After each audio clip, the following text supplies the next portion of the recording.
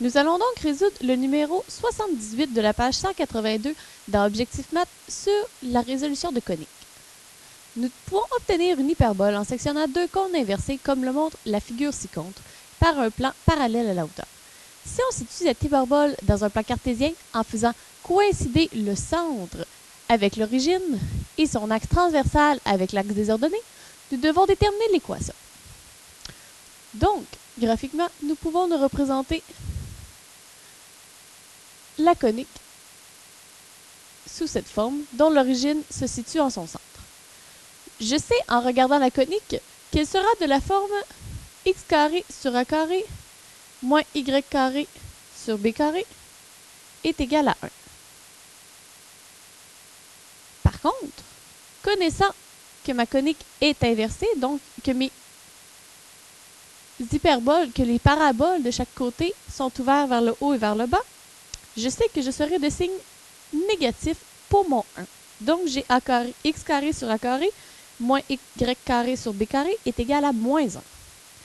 Je sais aussi que mon b est la distance entre mon origine, mon sommet, et mon sommet. Si j'ai une distance de 8 entre mes deux sommets, je peux donc dire que j'ai une distance de 4 entre le centre et chacun de mes sommets. C'est ainsi que je peux remplacer le paramètre b et indiquer que b vaut 4. Cependant, je ne connais pas mon paramètre a pour établir l'équation.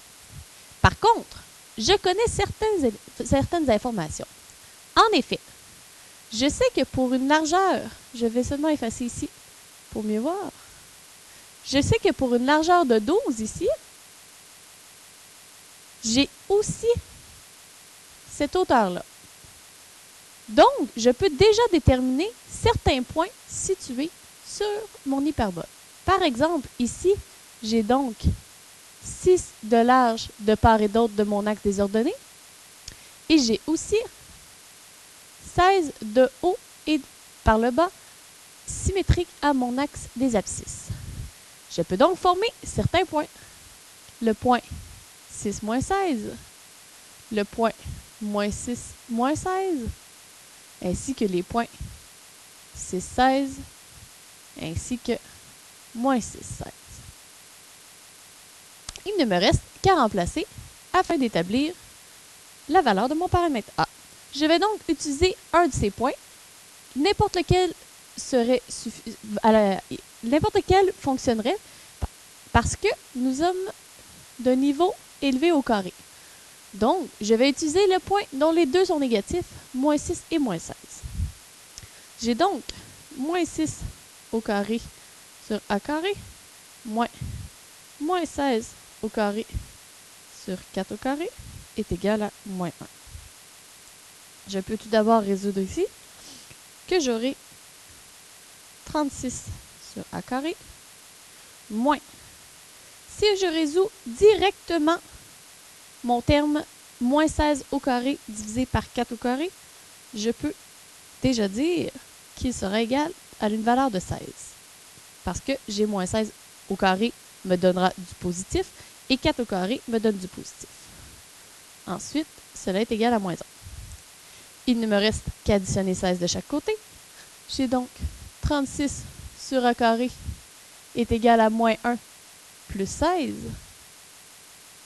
ce qui me donne 15. Et finalement,